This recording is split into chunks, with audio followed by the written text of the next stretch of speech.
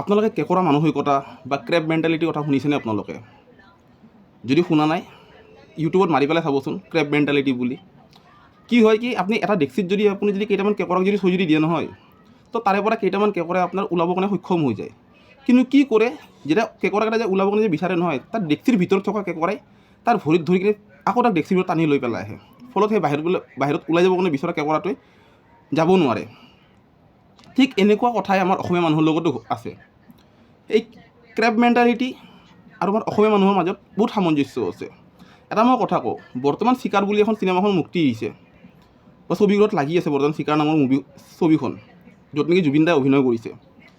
তাক লৈ বৰ্তমান সামাজিক মাধ্যমত কিছুমান বিতৰ্ক হৈ আছে। কোনোবাই কৈ আছে বোলে জুবিন দাই যেতিয়া প্ৰেয়সীগৰাকী যেতিয়া মৰে, যেতিয়া জুবিন দাৰ চকুত বোলে চকুলো নাছিল বোলে।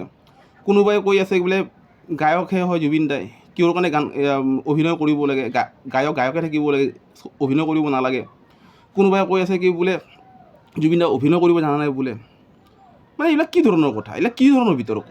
আমাৰ অসমীয়া মানুহে কিবা এটা কাম এটা কৰিছে, তাক উৎসাহে দিব লাগে, ভাল হোৱা বুলি ক'বহে লাগে। তে উৎসাহ দিলে আগলৈকে আৰু ধুনীয়া এটা কিজানি আকৌ ধুনীয়া এখন ছবি এখন উপহাৰ দিয়ে।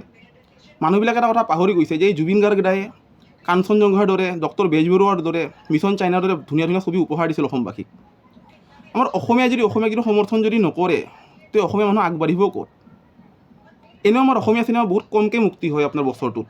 যিও এখন দুখন আহে তাক লৈ কিনে বিতৰ্ক সৃষ্টি কৰিবলগীয়া একো নাই।